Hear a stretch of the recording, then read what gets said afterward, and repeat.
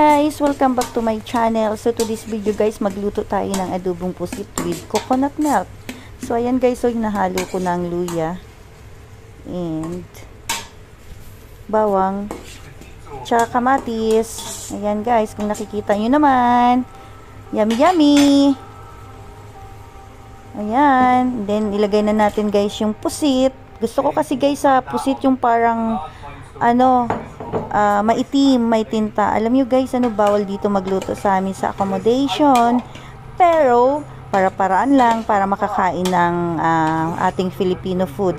Bawal kasi yan dito guys sa amin magluto sa accommodation. Wow, sarap, kumukulo na siya guys. So, today is my off day. At sabi ng aking colleague, magluto ka naman ng adobo. So, ayan guys. So, maaga kaming namalengke para lang makakain. Thank you for watching. Bye-bye. Thank you guys.